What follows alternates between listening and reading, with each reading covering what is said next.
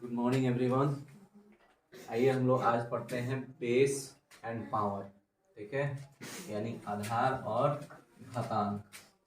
इसका नाम है आधार और घातांक। ठीक है, पहला फॉर्मूला हमारा कहता है कि जिसका बेस, यानी बेस किसको बोलते हैं जी? जैसे हमने लिखा a की पावर n, यानी जो a है ये क्या है? बेस है, यानी ये आधार है। और ये जो पावर में है इसको बोलते हैं हम लोग घातांक। ठीक है, तो ये हो गया बेस और ये हो गया आधार। तो जो जिसका बेस जो है समान हो यानी इक्वल हो और घातांक क्या हो? अलग अलग हो, तो क्या होते हैं? घातांक को जोड़ दिए जाते हैं। एग्जाम्पल के तौर पे हम कोई नंबर लेते हैं, जैसे हम ले लिए 4 के पावर 3 इंटू 4 के पावर 7। अब इसका वैल्यू निकालना है, तो देखते हैं दोनों का पावर क्या है? सेम है। जब दोनों का पावर सेम है, घातांक भले ही अलग अलग हो लेकिन बेस सेम है, तो पावर क्या करेंगे?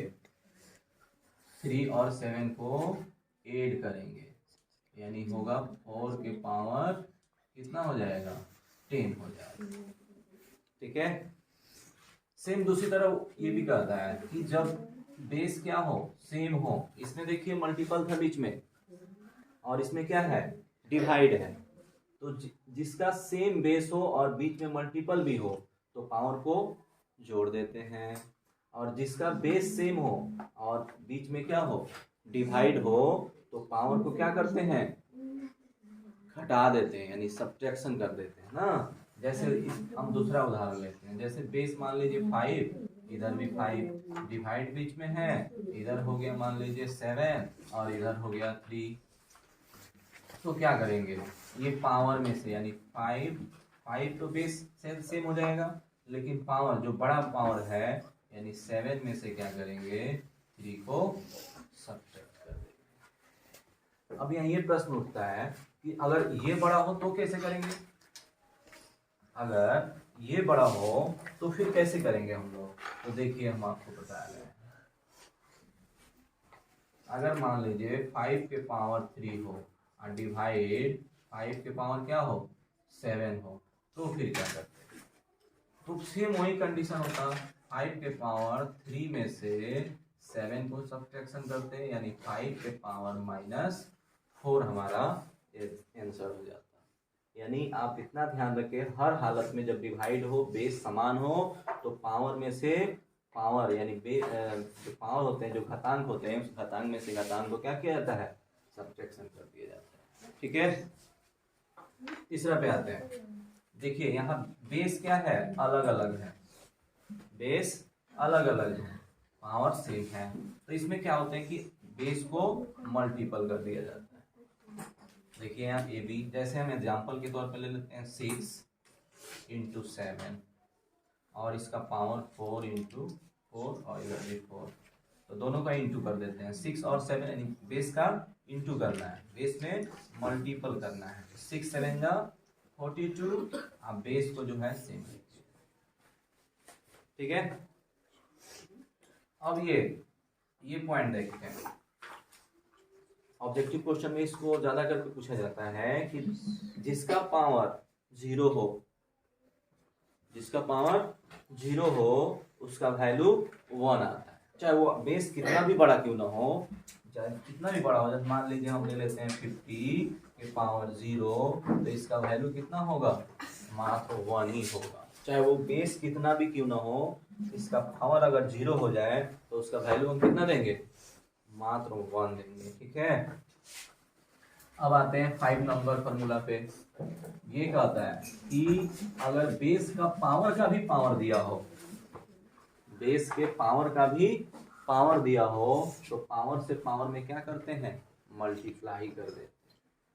ठीक है, जैसे एग्जांपल के तौर पे ले लेते हैं 4 के पावर 3 और इसका भी पावर 4। तो इसको सीधा हम बेस जितना है उतना लिखेंगे और 3 में 4 से मल्टीप्लाई करके क्या करेंगे 12 लिख देंगे।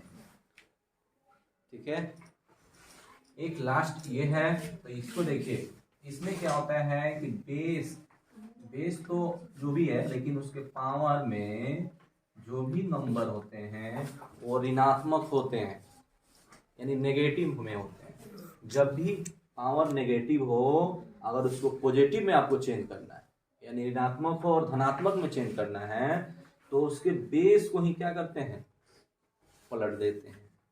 यानी अगर न्यूमरल में है तो डोमिनेटर में कर देते हैं, यानी अंश में है तो उसे हर बना देते हैं। देखिए इसके नीचे 1 छुपा था, इसको क्या किए, पलट दिए, यानी 1 ऊपर चला गया और ये जो है अपना पावर लेकर नीचे आ गया। जैसे एग्जाम्पल के तौर पे हम ले लेते हैं 5 के पावर -2 हो, तो बेस तो पावर ठीक है, माने इसमें प्लस में है, लेकिन इसका घातांक जो है वो क्या है, माइनस में है। तो इसका हम जब भी पॉजिटिव में चेंज करना हो तो हम 1/5 के पावर 2 लिख देंगे।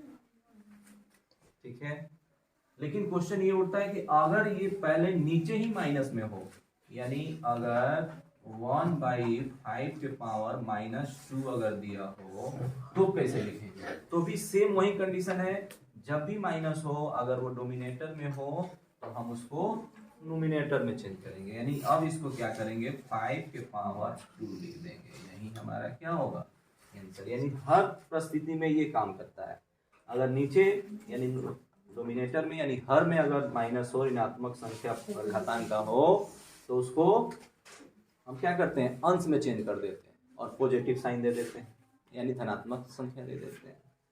अगर ये अंश में ही ऋणात्मक हो तो उसको पॉजिटिव में चेंज करने के लिए इसको हर में लेके हम लोग चले आते हैं। तो कुल मिला के यही होता है आधार और घातांक का, लगभग यही फार्मूला होता है। अगर इस फार्मूला को हम याद रखें तो घातांक और आधार वाले फार्मूला में कोई भी प्रॉब्लम